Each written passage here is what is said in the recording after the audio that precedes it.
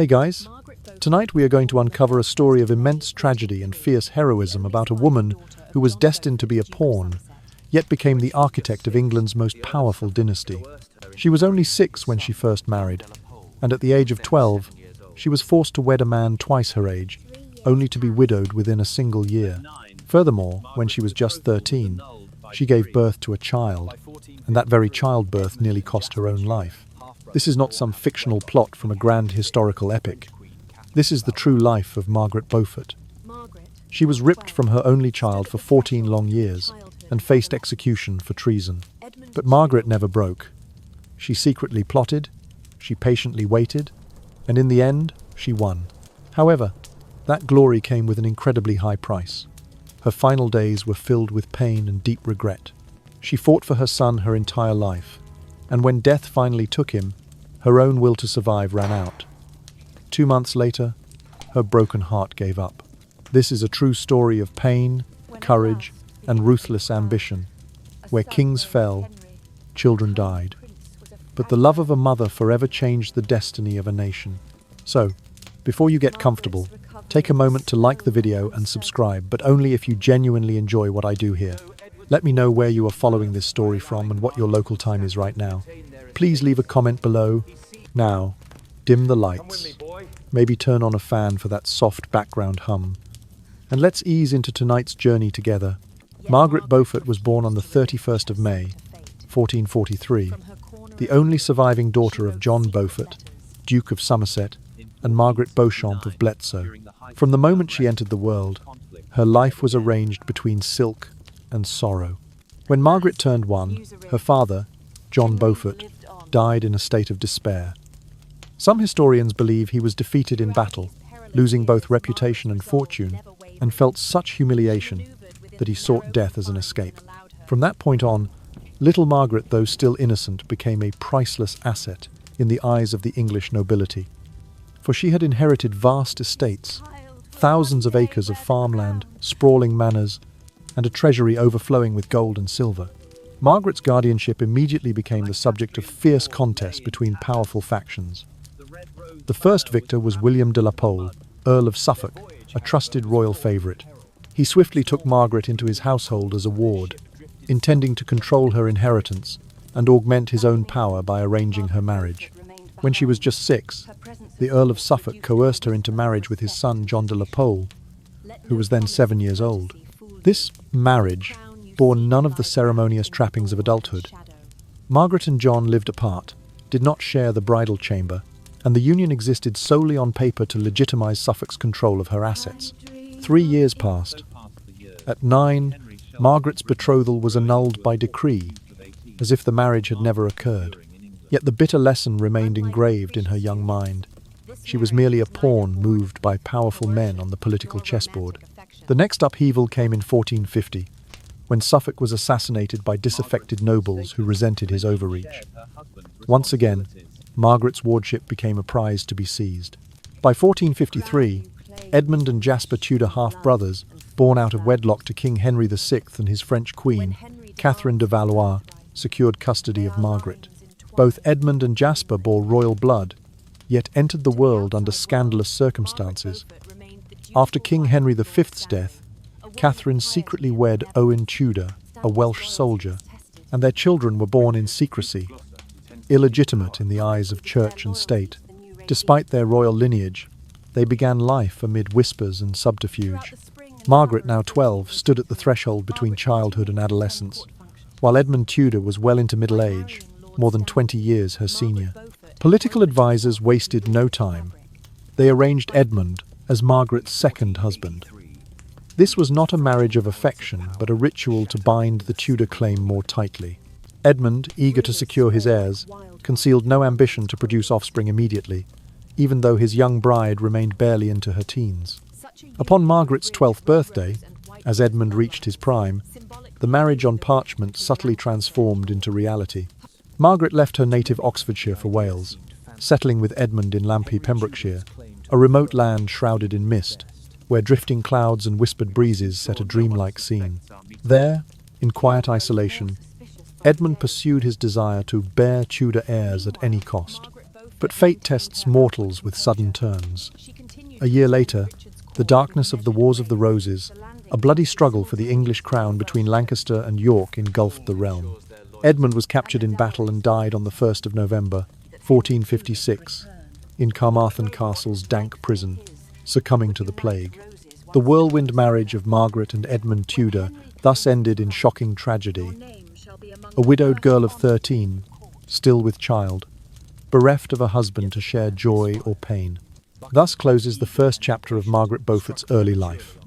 From a motherless infant buried in luxury and grief, to a child forced into the merciless currents of power. Each step, though taken in youth, bore the weight of ambition and peril, even as her young heart quietly yearned for love and peace. Margaret was still little more than a child, not nearly old enough to grasp the full consequences of the marriage that had been arranged for her. It was at the end of April 1456 that she discovered she was with child, an unborn life, forming within a body not yet fully grown. Her husband, Edmund Tudor, had been captured by enemy forces only months earlier. He never learned of her condition, for he succumbed to the plague in Carmarthen Castle on the 1st of November 1456, dying in prison before the birth of his own son.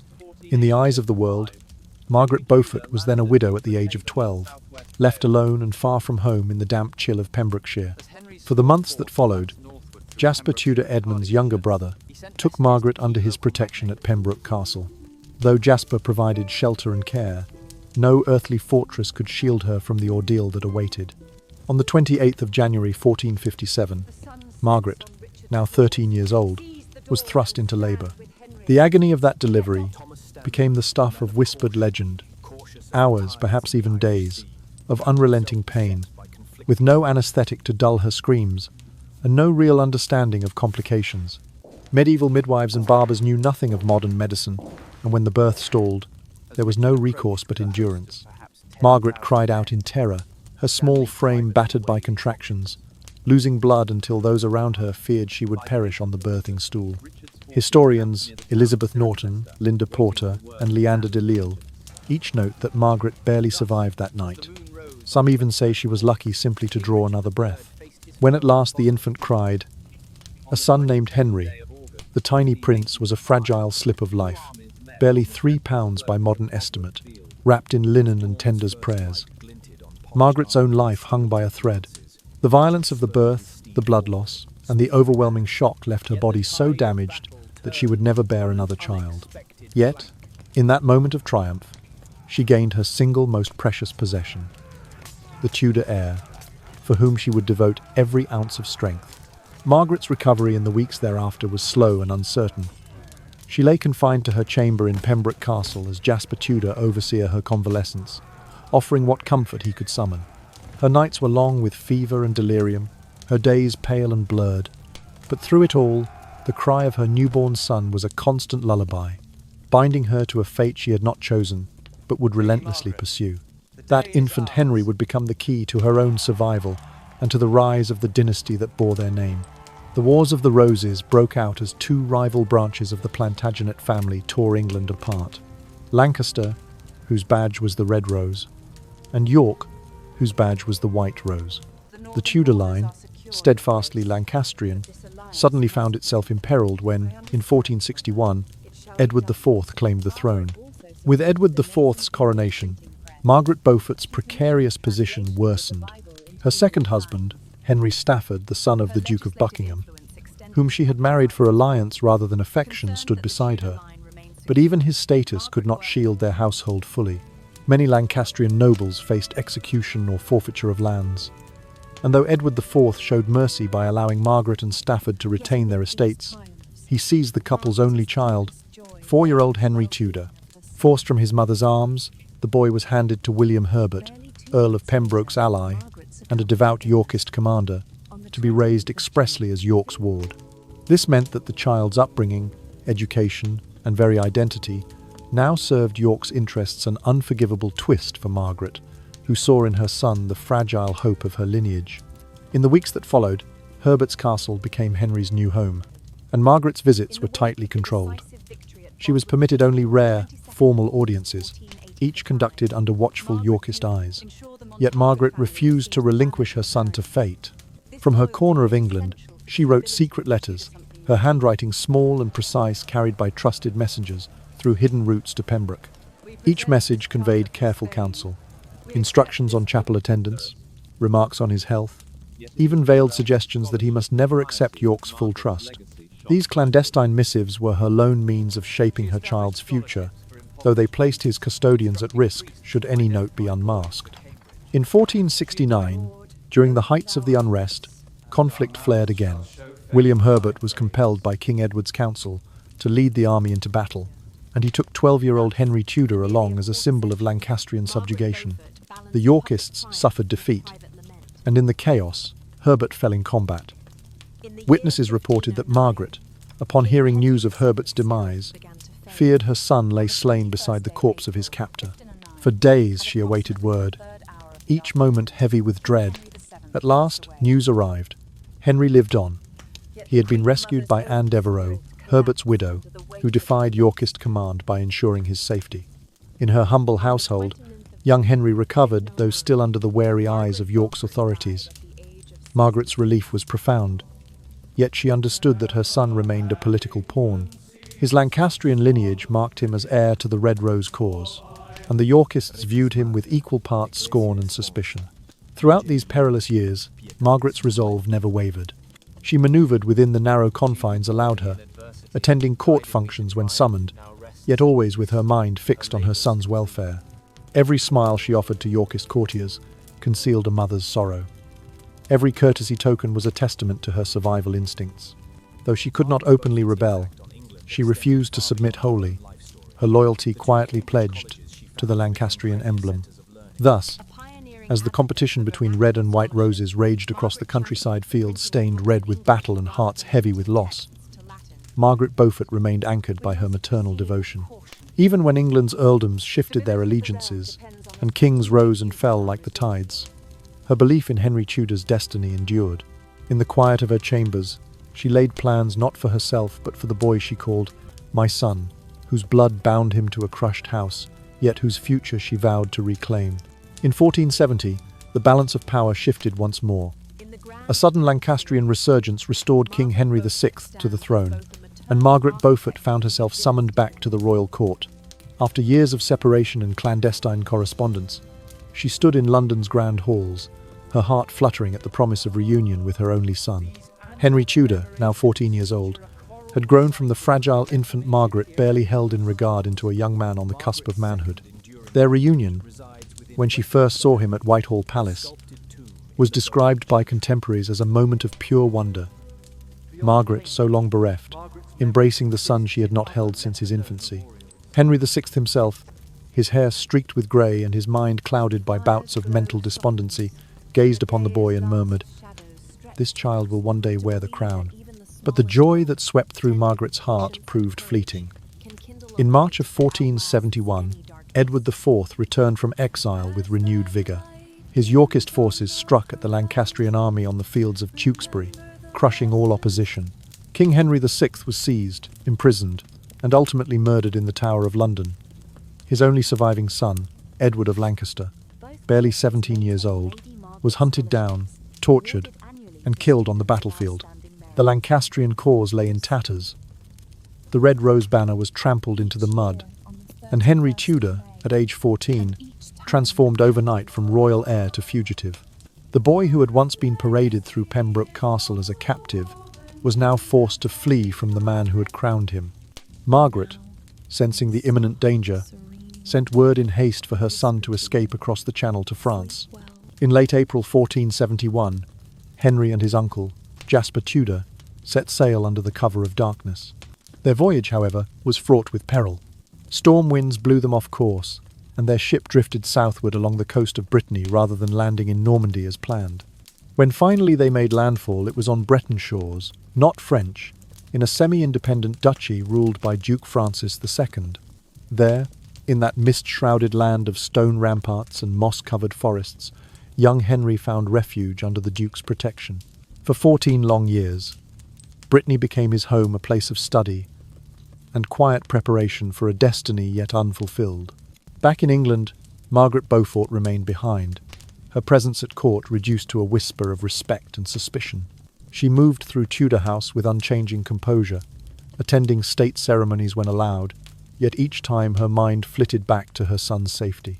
She placed her faith in the Duke of Brittany's promise of asylum, knowing that while Henry lived, so too lived the hope of her house. During these years of enforced separation, Margaret's resolve only strengthened. She cultivated alliances among disaffected Yorkists and loyal Lancastrians who lingered in England's shadows, sending messages whenever couriers could slip through the coast's blockades. Her letters, written in careful cipher, spoke of patience and vigilance. "Let no promise of courtesy fool you," she advised Henry, "for the crown you seek lies wrapped in thorn and shadow." In Brittany, Henry Tudor matured under tutors who taught him French, Latin, and the ways of knighthood. Yet his heart remained anchored to the land of his birth and to the mother who had given him life. One moonlit night in Saint-Paul-de-Léon, he penned a letter in his own hand to Margaret. "I dream of England's green fields. I await the day I may return." Margaret treasured this missive, carrying it hidden beneath the folds of her court gown, feeling its weight as both promise and burden. So passed the years. Henry sheltered in Brittany, growing into a thoughtful youth of 18, and Margaret enduring in England, a silent figure woven into court life, but ever watchful of the tides of power. Though they were separated by the sea and by armies, their wills remained intertwined. In a land torn by rose-stained bloodshed, a mother's love and a son's faith became the quiet forces that would one day topple kings and crown a new dynasty. In the year 1472, tragedy struck Margaret Beaufort's life once more when her second husband, Henry Stafford, succumbed to wounds sustained in earlier battles. Despite looming grief, she refused to bow beneath sorrow's weight. Almost as soon as Margaret's mourning period concluded, she entered into her third marriage, this time with Thomas, Lord Stanley, a prominent noble closely aligned with King Edward IV. Unlike her previous unions, this marriage was neither born of youthful coercion nor romantic affection. Rather, it was a deliberate, calculated step toward embedding herself within the very heart of Yorkist power. By allying with Lord Stanley, whose loyalty to Edward IV was well recognised, Margaret secured a foothold in the royal court that could serve both her safety and her son's future.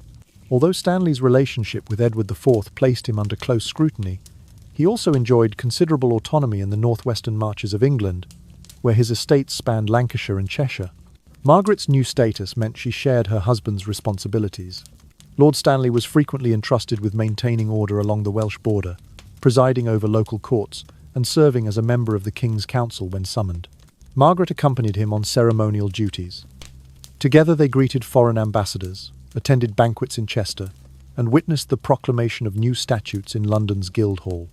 Yet behind her gracious smiles and embroidered court gowns, Margaret's mind never strayed far from her exiled son in Brittany. Through Stanley's position, Margaret gained access to critical intelligence. Courtiers, soldiers and messengers alike crossed the Stanley's threshold, bringing tales of shifting loyalties, rumours of upheaval, and glimpses of Edward IV's mood. From these fragments, Margaret pieced together a picture of the political landscape. At opportune moments when Lord Stanley journeyed to court or dined with high-ranking Yorkist officials, Margaret slipped secret letters into his leather pouch. In careful cipher, she advised Henry Tudor never to trust the promises of Edward's successors, for the crown you claim is enmeshed in blood and false vows. While Margaret strengthened that silent network, she also began weaving another alliance, this one with Elizabeth Woodville, the former queen stripped of her title when Edward IV married her in 1465. Though Elizabeth Woodville's own fortunes had fallen after Henry VI's brief restoration, she retained considerable influence among Yorkist supporters who resented Richard, Duke of Gloucester's manoeuvres. Recognising a shared interest, Margaret initiated discreet correspondence with Elizabeth. Their letters, penned on fine vellum and sealed with personal signets, expressed mutual sympathy over losses endured, but also hinted at a plan that could unite Lancaster and York. "When Henry demands his birthright, may our lines entwine and bloom anew," Margaret wrote, her pen gliding across each parchment with both hope and caution. To the outside world, Margaret Beaufort remained the dutiful wife of Lord Stanley, a woman of piety and benevolence, known for charitable donations to local churches in Lancashire, and for providing dowries to girls of gentle birth. She sponsored poor scholars, tended to the sick in the Stanley household, and attended Easter Communion at Whalley Abbey in sombre devotion. No courtier could have suspected that behind such acts lay the patient laying of groundwork for her son's future return. Margaret's finesse lay in never revealing too much, yet always positioning herself to receive invaluable insight. When Edward IV suddenly died on the 9th of April 1483, Stanley's loyalty was tested. Rumours swirled that Richard, Duke of Gloucester, intended to seize power indeed. Richard moved swiftly to arrest Edward's brother Clarence and to detain the two young princes. Margaret, forewarned by her network, sensed the imminent danger. She counselled Stanley to publicly declare loyalty to the new regime, while privately assuring him that any overreach by Richard would have consequences. Throughout the spring and summer of 1483, Margaret continued to attend court functions, her voice soft and her demeanour compliant. Yet she kept a book of Elizabeth Woodville's letters tucked beneath her prayer book, and she pressed Lord Stanley to retain channels open to Brittany. Each time Stanley rode north to quell a border skirmish or journeyed to London to sit on the King's Council, he carried another secret missive for Henry Tudor: maps of safe landing sites, names of sympathetic gentry ready to rally to the Red Rose, and coded encouragements to bide his time until England's heart turned back to his cause. By marrying Lord Stanley, Margaret Beaufort had woven herself into Yorkist fabric. By forging ties with Elizabeth Woodville, she had built a bridge between past and future claimants. Her actions, quiet, deliberate, and unfailingly strategic, showed a level of political acumen unmatched by most men at court. Though her outward appearance remained that of a serene and loyal noblewoman, inwardly Margaret plotted an intricate path for her son, readying the stage on which he would someday stride forth, claim his crown, and reshape the destiny of England.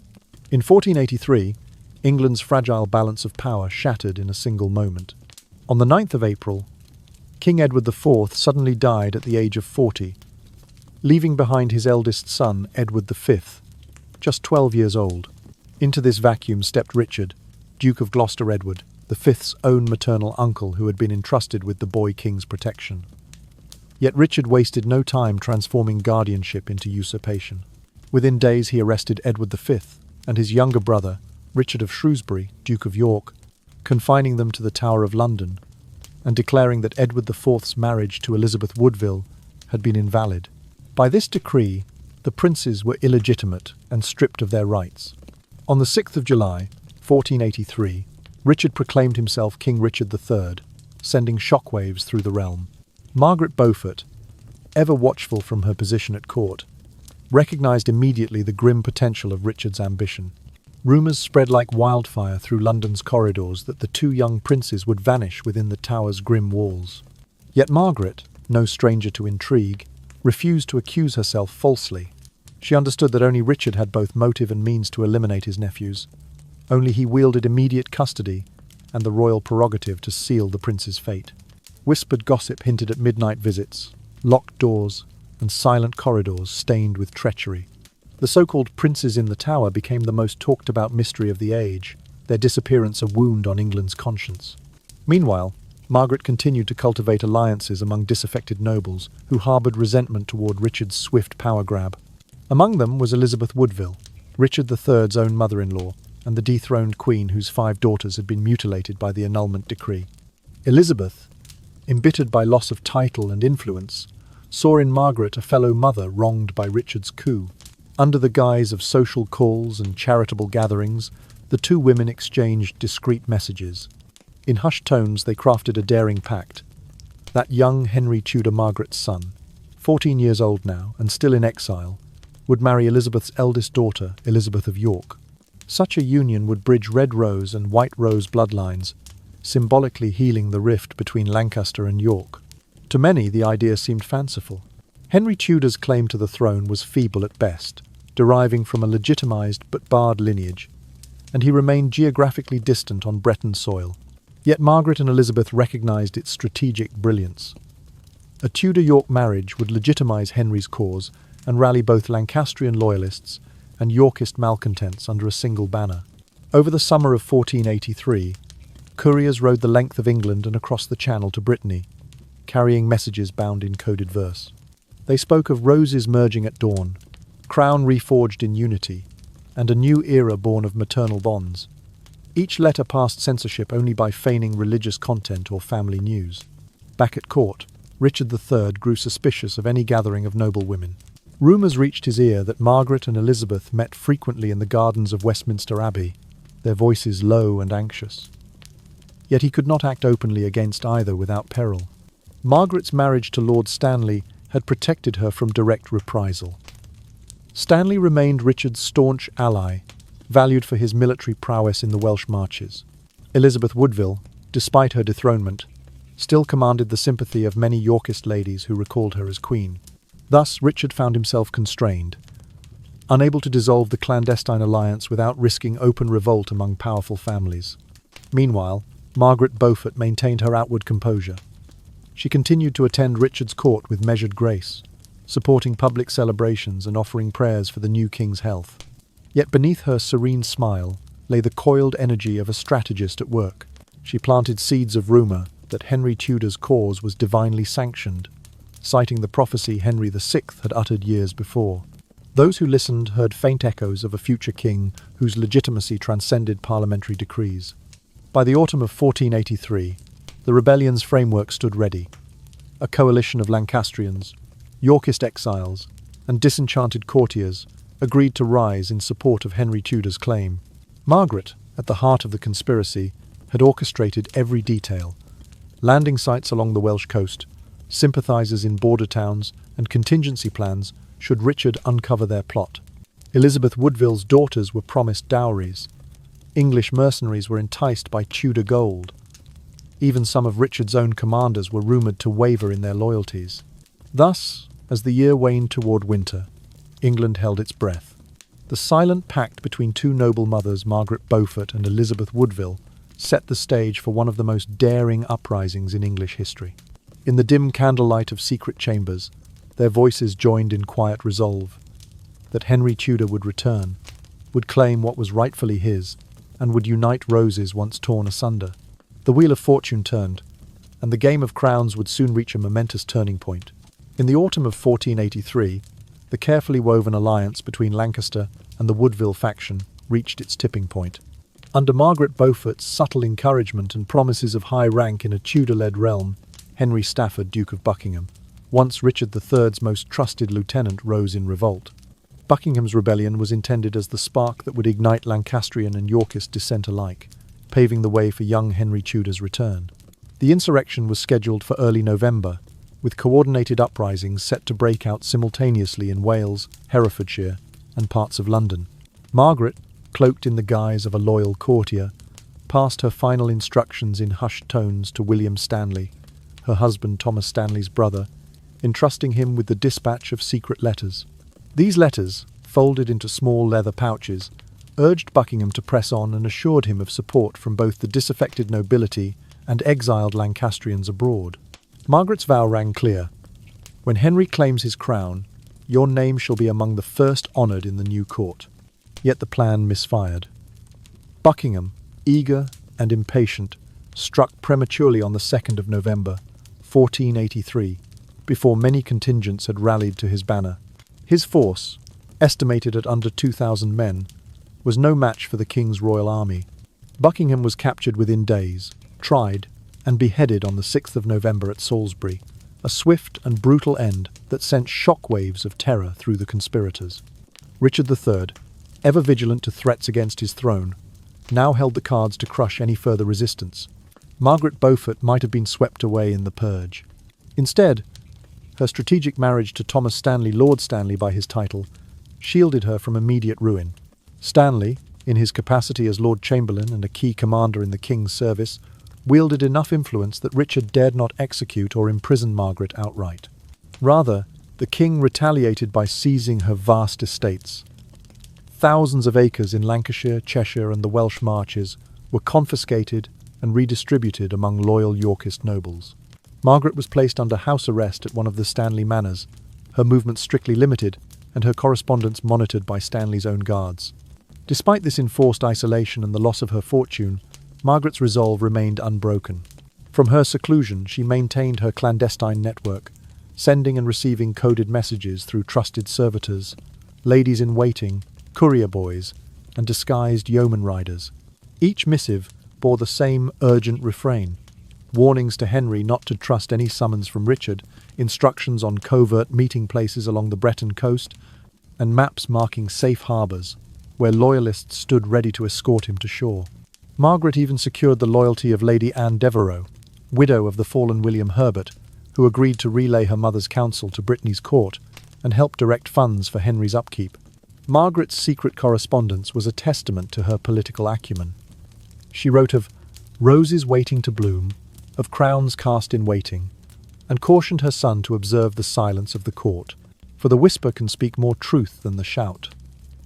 Each letter was stamped with a small Tudor mermaid device, and hidden behind religious tracts or sewn into the hems of skirts.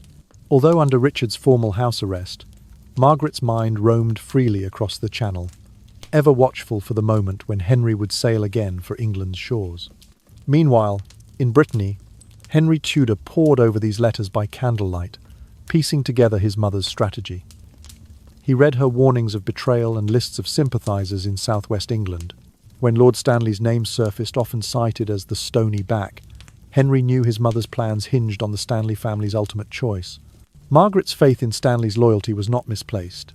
Time and again she reminded him that the Stanley coat of arms bore not only York's white rose but also the red rose of Lancaster, symbolising their precarious position between two realms. Through the bleak winter of 1483, Margaret endured her confinement with quiet dignity. She continued to attend daily prayers, donated alms to the poor in Cheshire, and maintained an air of pious compliance. Yet each night she knelt at her bedside, not only in devotion but in silent vigil, her heart tethered to the distant Brittany coast and the son for whom she had sacrificed all. Thus, while Richard III believed he had quelled the Tudor threat by extinguishing Buckingham's rebellion, Margaret Beaufort's secret defiance endured her network intact, her purpose unwavering, and her son's return still envisioned against the winds of exile. The wheel of fortune, though temporarily stalled, was far from at rest, and the seeds of rebellion she had sown lay waiting for the sunlit day when they would at last bloom in triumph. By 1485, King Richard III's grip on England had begun to slip. His queen, Anne Neville, had died on the 16th of March, 1485, leaving him without an heir to secure his dynasty. Whispers in court spoke of Richard's restless nights and clouded brow, for a king without progeny stood vulnerable. In this moment of royal uncertainty, Margaret Beaufort recognised her last opportunity to dispatch her son, Henry Tudor, across the Channel and into England's very heart. On the 7th of August, 1485, Henry Tudor landed at Milford Haven in southwest Wales, accompanied by perhaps 2,000 loyal soldiers. The sky was overcast, and sea mists curled about the rocky shoreline as his ships cast anchor. Henry himself, now 19 years old, stepped onto English soil with a mixture of reverence and resolve.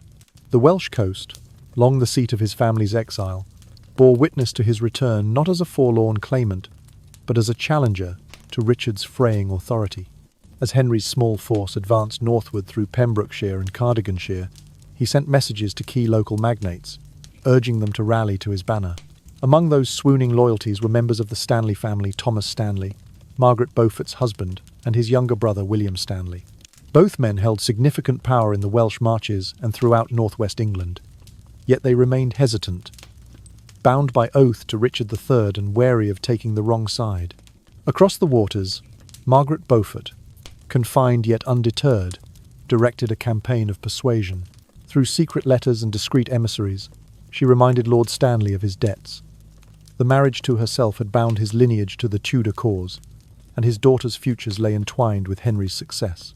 In her carefully crafted missives, Margaret invoked themes of honour and ambition, writing of glory awaiting the father of a king, and of the honour that shines upon the branch that bends low to lift the rose.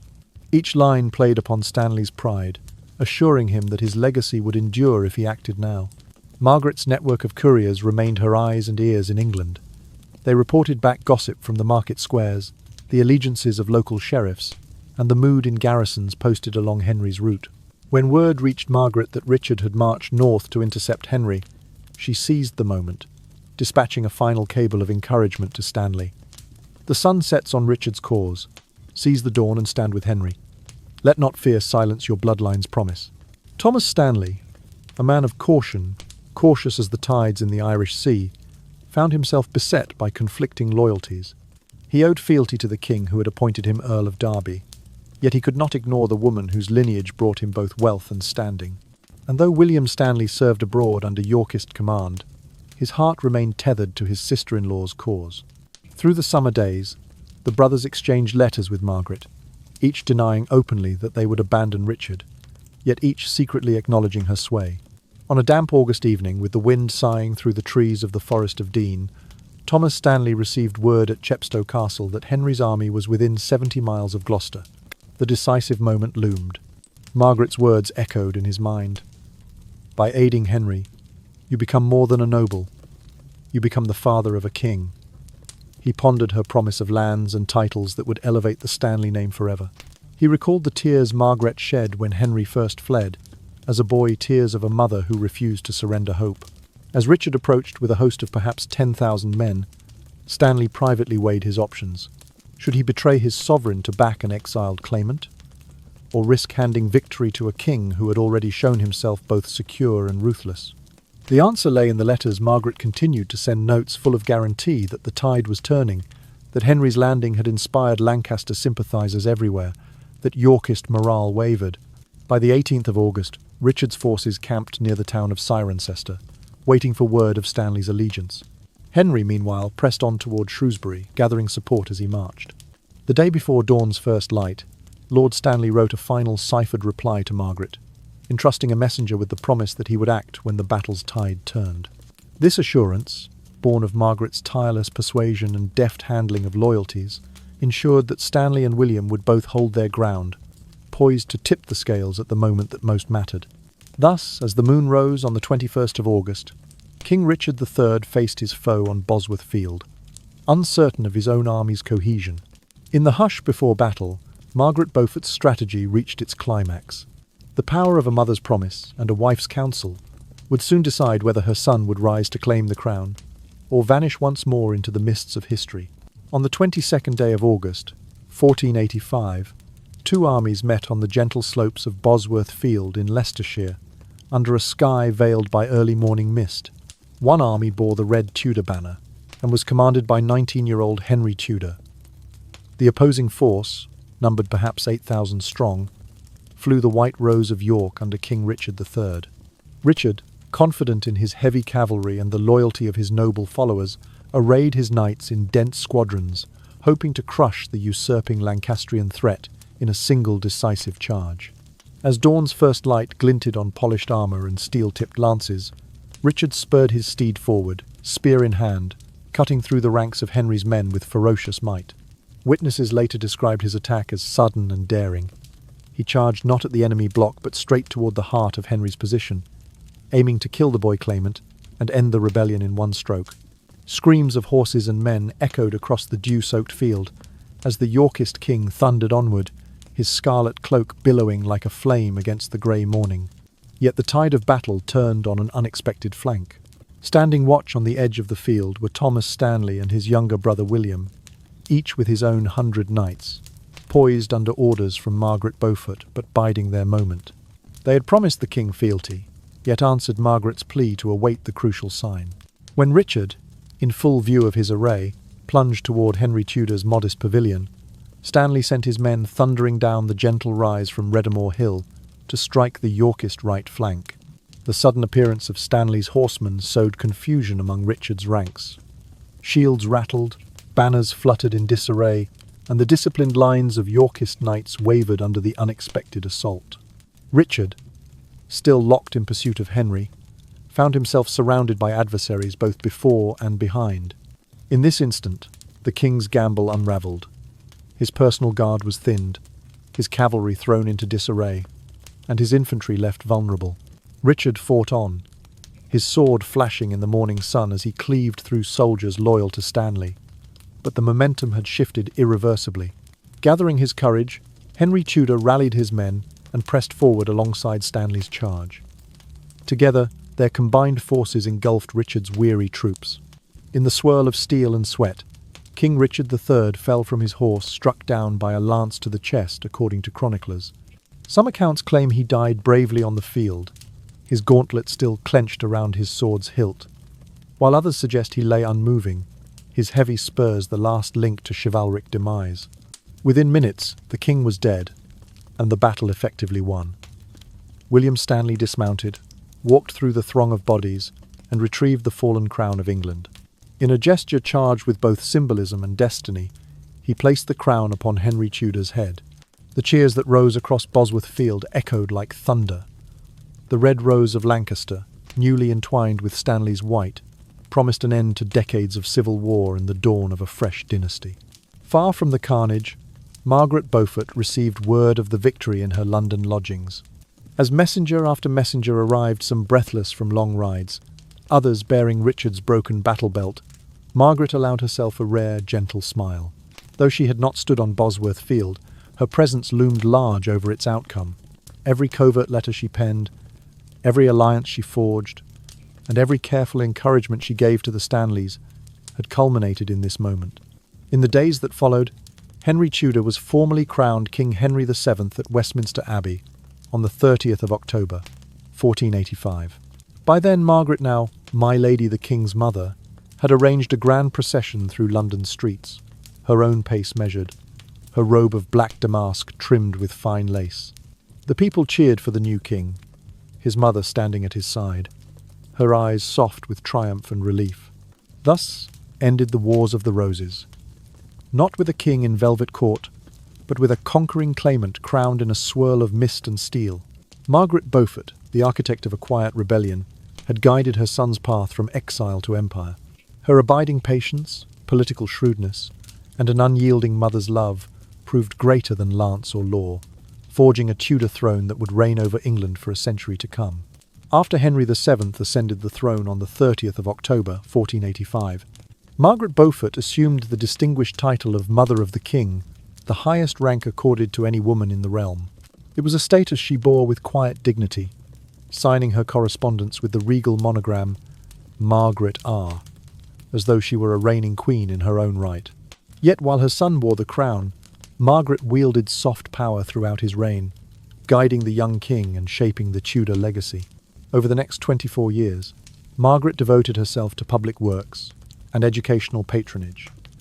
In the year 1505, she founded Christ's College at Cambridge. The charter, granted on the 12th of July, laid out plans for a chapel, a master's house, and accommodations for scholarships. Later, through the provisions of her will and the actions of her executors after her death, John's College was established on the 9th of April, 1511, though Margaret did not live to see its completion. Both colleges became havens for scholars of theology, law, and classical learning, fulfilling Margaret's vision of advancing piety and learning among future generations. Margaret also supported the nascent English printing press. She commissioned translations of the Bible into English lines, ensuring that the word could be read by merchants and commoners alike, a radical departure from the exclusive Latin texts of earlier eras. By the early months of 1508, dozens of volumes bearing her coat of arms in the colophon had circulated in Oxford, Cambridge, and London, ushering in an age when literacy began to spread beyond cathedral schools. Her legislative influence extended to property rights as well. Concerned that the Tudor line remained secure, Margaret worked with Privy Council advisers to reform the laws of inheritance. In 1502, Parliament passed an act limiting the power of escheators to seize lands of those attainted of treason, thereby mitigating the risk that political conspiracies could deprive loyal subjects and their heirs of rightful estates. These legal safeguards protected not only her family's holdings but also set precedents for property rights that endured in English common law. Margaret's public persona was immortalized in her 6-foot-tall portrait by the Italian sculptor Pietro Torregiano, completed around 1508. In it, she stands clad in black, her widow's veil framing a serene, contemplative face. Her hands are clasped at her waist, a rosary draped between her fingers, while her stark gaze conveys both devotion and authority. The portrait hung in her chambers at court, inspiring visitors with its blend of maternal warmth and regal bearing. Yet amid these triumphs, Margaret's deepest joy lay in the well-being of her son. That joy turned to sorrow on the 21st of April, 1509, when Henry VII died at Richmond Palace at the age of 52. Accounts describe Margaret rushing to his bedside, cradling his hand as he breathed his last. For a mother who had survived widowhood at 13 and endured decades of exile and intrigue, the loss of her only child was a blow beyond measure. In her final letters, she wrote of her heart rent asunder and of the emptiness that now filled her life. Barely 2 months later, Margaret succumbed to illness. According to contemporary rumour, she fell gravely ill after a meal of young swan, a delicacy she rarely indulged in and never regained her vigour. On the 29th of June, 1509, Margaret Beaufort died at her lodge in Hackney, aged 66. Her passing was marked with solemn ceremonies befitting her rank. Mourners clad in black lined the streets to Westminster Abbey, where she was interred beside her son Henry VI I and her grandson, the future Henry VI II. Margaret's tomb, sculpted by Torrigiano, depicts her in prayer, draped in a widow's mantle, her face modelled on a death mask said to capture her final expression of piety. The Latin inscription lists her achievements, the colleges she founded, the scholarships she endowed, and the legal protections she secured. But above all, it names her Mater Regis, Mother of the King, a title that encapsulated her greatest legacy. Thus ends the life story of Margaret Beaufort, a woman who rose from pawn to architect of a dynasty, whose patience and maternal love rewrote England's fate. Her years of counsel, charity, and quiet resolve planted the seeds of the Tudor era. Through her final breath, she left an enduring gift, a kingdom united under her son, and a cultural heritage of learning and justice that would resonate through the ages. In the wake of the decisive victory at Bosworth Field on the 22nd of August, 1485, Margaret Beaufort's power reached its apex. No longer merely the king's mother, she became his principal political counsellor, a role unprecedented for a woman in English court. Each weighty decision, be it grants of land to noble families who had supported the Tudor claim, or adjustments to inheritance statutes to secure her son's reign, bore Margaret's subtle imprint. From the very moment Henry VII entered Westminster Abbey at his solemn coronation on the 30th of October, Margaret's hand guided the distribution of patronage. She advocated for the Montague family of Wales, whose men had rallied to Henry's cause, ensuring they received banners and baronies commensurate with their loyalty. By strengthening ties to Welsh lords, an essential pillar of Tudor legitimacy, she sought to forestall any resurgence of Yorkist uprisings in the Marches. At council meetings held in the Painted Chamber of the Palace of Westminster, her voice, measured yet authoritative, influenced the forging of alliances, the awarding of knighthoods, and the daily course of governance. Margaret also focused on diplomatic ceremonial. She presided over the reception of foreign envoys, Spanish ambassadors from the court of Ferdinand and Isabella, Flemish merchants with letters patent, and Italian princes seeking trade charters, arranging sumptuous banquets in the Great Hall at Richmond Palace. At each gathering, she emphasized Tudor magnanimity, distributing broken plate as tokens of goodwill, and affirming treaties that bound England to peace and prosperity. Simultaneously, she did not hesitate to clamp down on remaining Yorkist sympathizers. Those suspected of plotting were quietly arrested, their estates sequestered, and their houses placed under royal wardship. By balancing clemency with firmness, Margaret stabilized a realm wearied by decades of civil war. Yet it was in the realm of scholarship and piety that Margaret's legacy shone brightest. In the year 1505, she founded Christ's College, Cambridge, with a formal charter dated the 12th of July. Her endowment provided for a master, 10 fellows and 10 scholars, along with funds for liturgical robes and silver service in the college chapel. Later, through her will sealed on the 15th of December, 1509, she bequeathed lands whose revenues would establish St. John's College. Although St.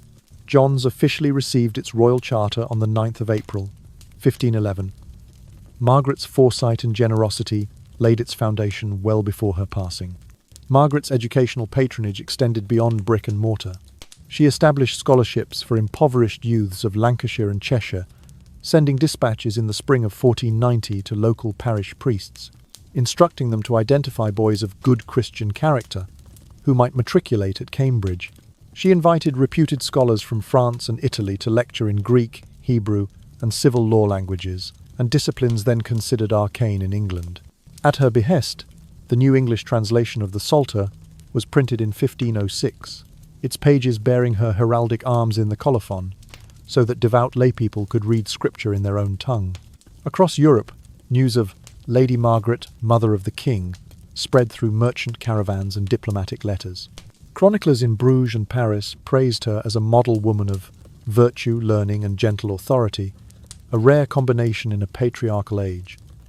Yet these accolades masked a hidden sorrow, the bodily damage she had sustained in January 1457, when she nearly died giving birth to Henry, left her frail and unable to bear another child. No cradle's gentle motion tugged at her heart beyond that first fateful labour. Even as she oversaw the education of thousands, her own womb remained barren, a reminder of the price she had paid. Every morning, at the frost-kissed hour of dawn, Margaret walked the cloisters of Christ's College with her chaplain, reciting Matins prayers while the mist curled around ancient stones.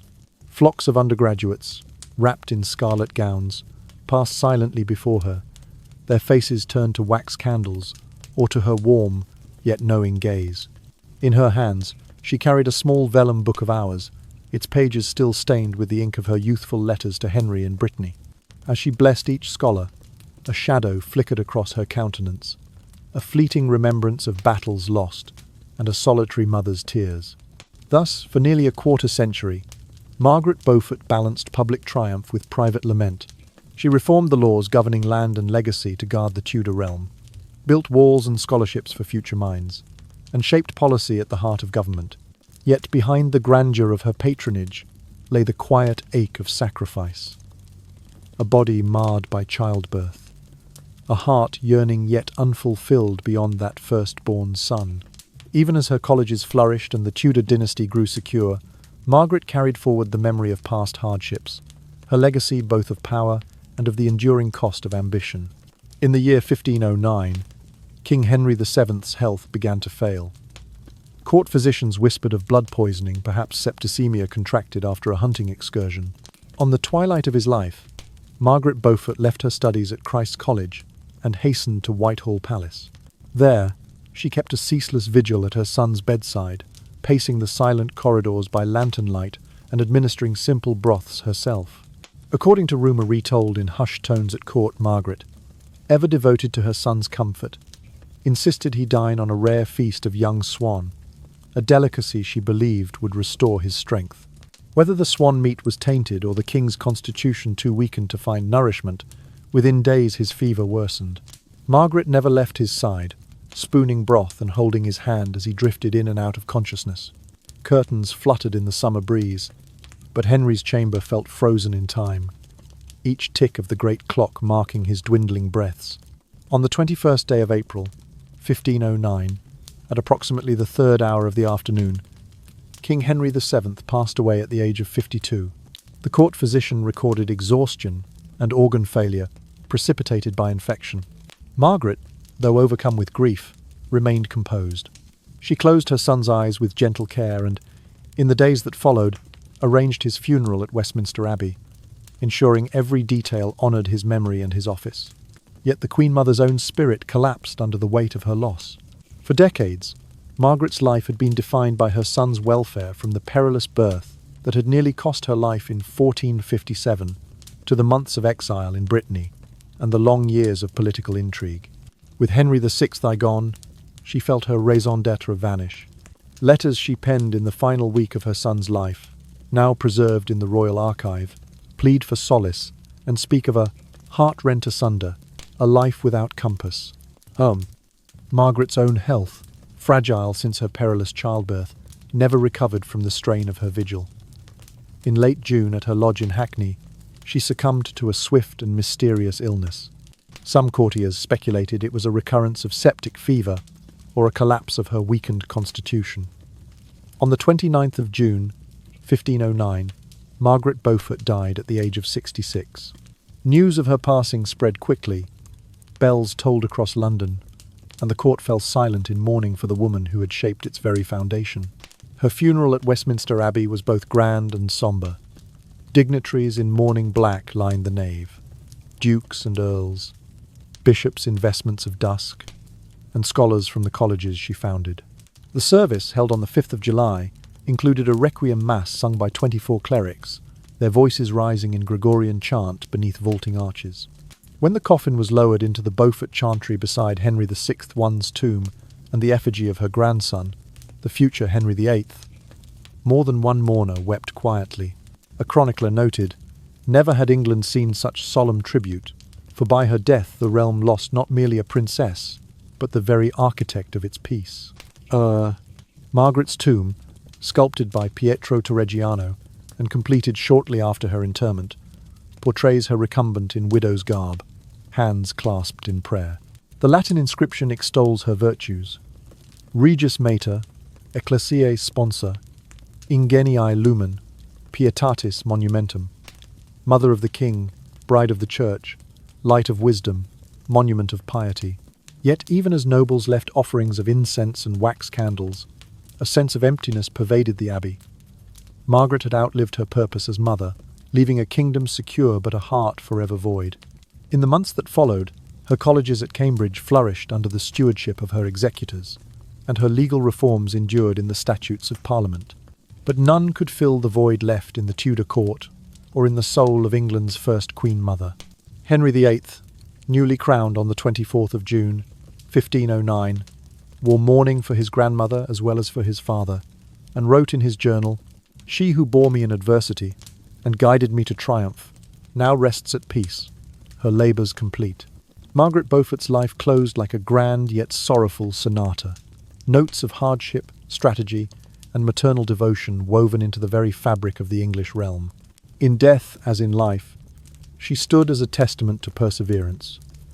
From a child pawn to the architect of a dynasty, from the anguish of widowhood at 13 to the heights of power at 66, her story remains a quiet lullaby of resilience, echoing through England's annals a reminder that love and will, even in the face of ceaseless strife, can steer the course of history itself.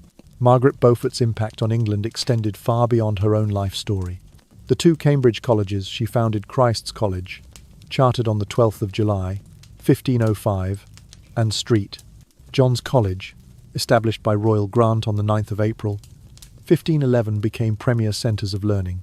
Over subsequent decades, Christ produced scholars such as Sir Thomas More, who entered as a fellow in 1523 before rising to Lord Chancellor, while St.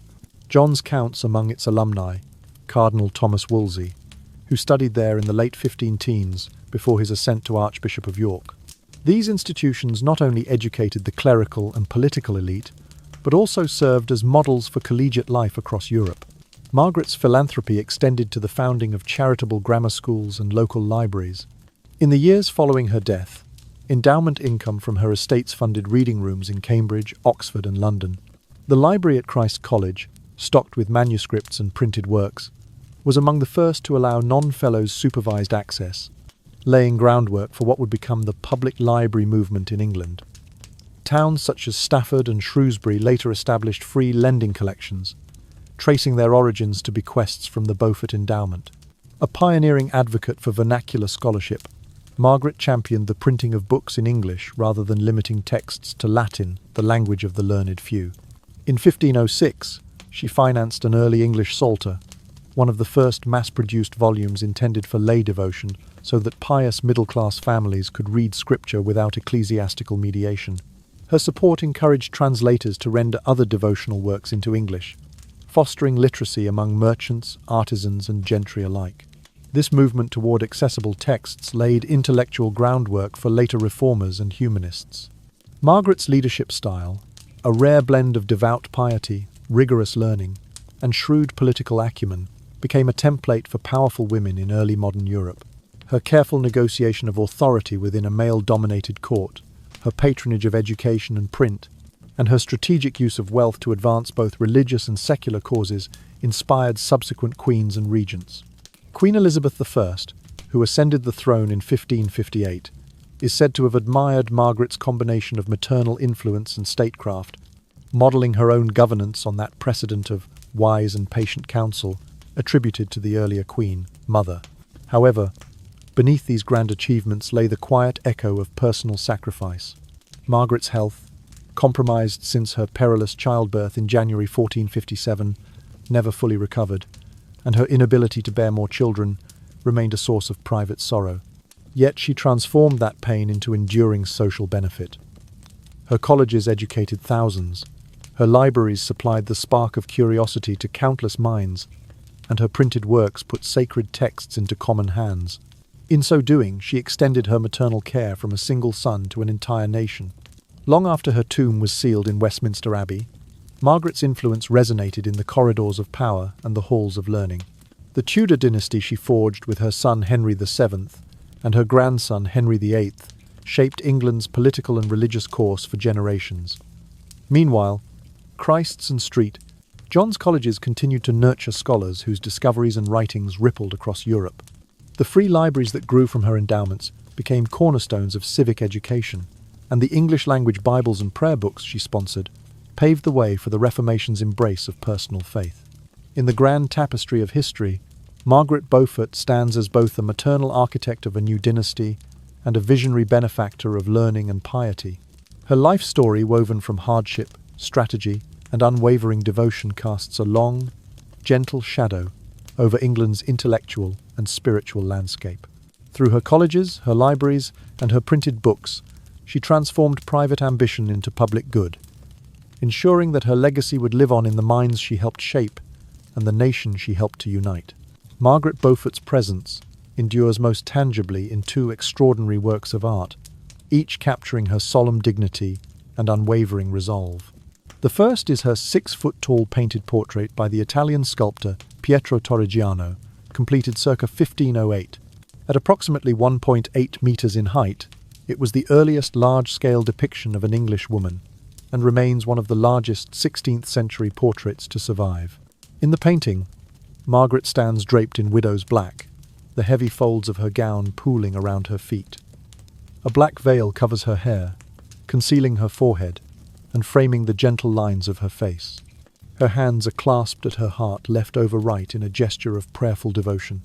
Though her expression is contemplative, the firmness of her chin and the steady gaze of her grey eyes convey determination as much as piety. Torrigiano's careful modelling of her features, high cheekbones, straight nose, and slightly furrowed brow, imbues the portrait with both gravitas and intimacy, inviting viewers to witness the soul of a woman who shaped a nation. Today, this monumental portrait hangs in the Great Hall of Christ's College, Cambridge, reminding scholars of the college's founder each time they pass beneath its gaze. Legend holds that on May the 31st, the anniversary of Margaret's birth in 1443, the portrait's eyes seem to follow the celebrants as they process through the hall, a silent blessing upon the rituals held in her honour. These annual commemorations feature a choral recital of the Reformation-era English psalms she sponsored, and a reading of her last will, highlighting her enduring influence on faith and learning. Margaret's second enduring monument resides within Westminster Abbey. Her sculpted tomb in the Beaufort Chantry, completed in 1510 under Torrigiano's direction. Carved from pale limestone and marble, the effigy portrays Margaret in prayer.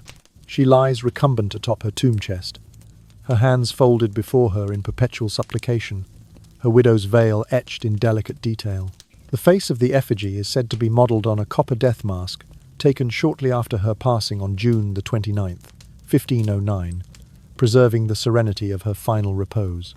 Along the sides of the tomb, relief panels depict scenes from her life: her tumultuous marriage to Edmund Tudor, the birth of Henry VII, and her final days at Whitehall.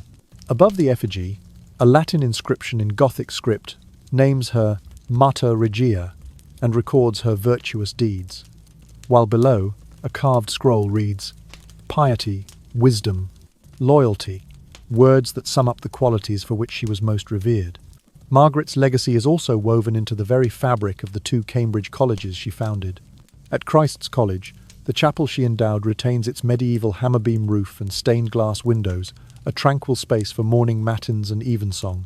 Each spring, the chapel hosts a special service on Margaret's birthday.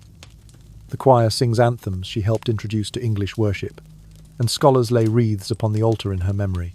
Across the river, at St. John's College, the charter granted in 1511, but the foundation stones laid through Margaret's will visitors enter through the great gate beneath a wrought iron lantern. There stands a life-size bronze statue of Margaret Beaufort, sculpted in the early 18th century, depicting her lifting one hand in blessing and the other holding an open book. Engraved at its base are the words she once spoke: "Faith without action is but a flicker in the dark." Both colleges maintain Lady Margaret scholarships, awarded annually to students of outstanding merit.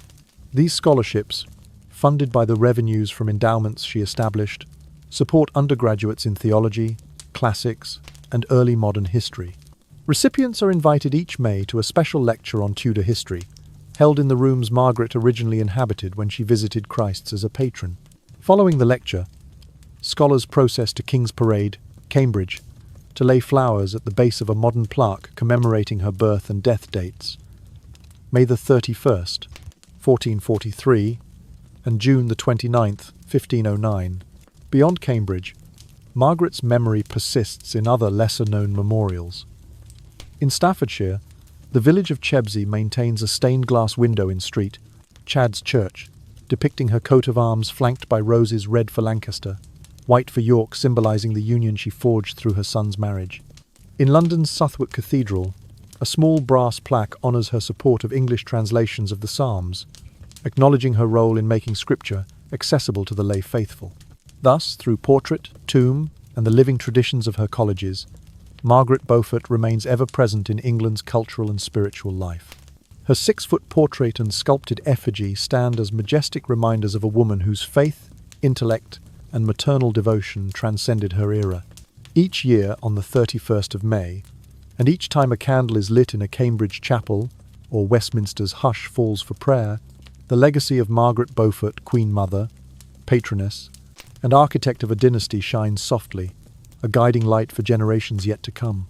As the fire's glow softens and the day's last shadows stretch across the room, let us settle into the quiet warmth of Margaret Beaufort's story one final time. Imagine her standing in the gentle hush of the chapel at Christ's College, candles flickering like distant stars along the walls, her silhouette framed by columns of pale stone and illuminated manuscripts stacked on polished oak shelves. Recall how she moved through the courts of kings and dukes with deliberate grace, her every choice shaped by a fierce love for her son and a steadfast faith in what tomorrow could bring. Now, allow the images to drift gently, as though carried on a slow breeze across the misty fields of Bosworth or down the cloistered walkways of Cambridge. Hear the soft echo of her footsteps, the hush of vellum turning in the quiet of her study, and the faint murmur of prayers whispered before a simple wooden crucifix. In this tranquil space, Margaret's ambitions and struggles fold into a single thread of purpose: to believe that even the smallest hope, tended with patience and courage, can kindle a light that outlasts any darkness. As that light dims on the horizon, remember the lessons woven through her life, how resilience in the face of loss can sow the seeds of renewal, how the gentle persistence of learning and compassion can heal a fractured realm, and how a mother's love, steadfast and unyielding, can change the course of history itself. These are the values that linger like a soft lullaby: faith that tomorrow holds promise, wisdom tempered by humility, and the quiet conviction that each of us, in our own way, can shape the world around us. Let your breathing slow as the final candle gutters, its flame wavering before it fades to a gentle glow. Feel the gentle peace that comes from knowing that though struggles may rise like storms, there is always the dawn of a new day just beyond the dark. In that hope, let your eyelids grow heavy, your thoughts drift like clouds across a calm sky, and your heart rest in the warmth of Margaret's enduring legacy. And now, in this soft, serene moment, I whisper to you: sleep well, dream gently, and when you awaken, carry with you the quiet strength of a mother's unwavering love. If you have found comfort in our story tonight, please subscribe to our channel to share in more tales of courage, compassion, and wonder. Good night. Good